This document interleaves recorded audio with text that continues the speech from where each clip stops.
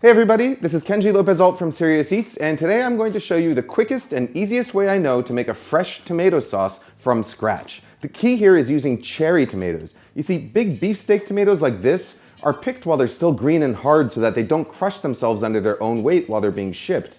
On the other hand, cherry tomatoes, because they're so small, they're allowed to ripen much further on the vine. At the supermarket, cherry tomatoes almost always have better flavor than the big beefsteak tomatoes, especially when we're out of tomato season. They're also sweeter and higher in pectin than regular tomatoes, which means that you can make a rich, thick sauce in record time.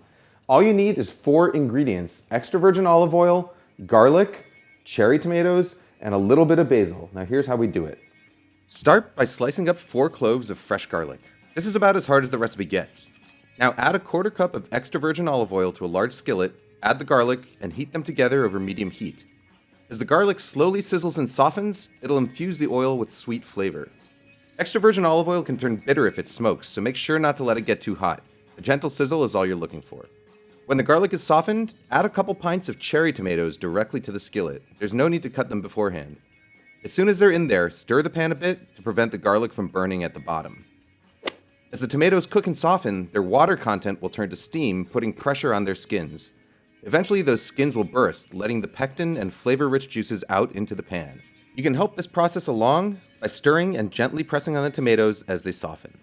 Continue to cook as the tomatoes slowly transform into sauce. This only takes a few minutes, so you might think about cooking some pasta to go with it. In fact, it's so fast you can even start the pasta before you begin the sauce. When it's nice and thick and creamy, season the sauce to taste with a little freshly ground pepper and a big pinch of salt. Stir in a big handful of chopped fresh basil leaves, and we're just about ready for that pasta. I like to cook my pasta just shy of al dente because I'm going to continue cooking it a bit directly in the sauce, simmering it over high heat. When you drain your pasta, make sure to reserve some of its starchy cooking water, which we're going to use to help adjust the consistency of the sauce as we toss it together with the pasta. As you toss and stir, the sauce should turn rich and creamy, coating each piece of pasta but still flowing when you tilt the pan. It's not essential, but a little cheese never hurt anyone, so I finish it all off with a big shower of finely grated fresh Parmesan and serve it up immediately because good pasta waits for no one.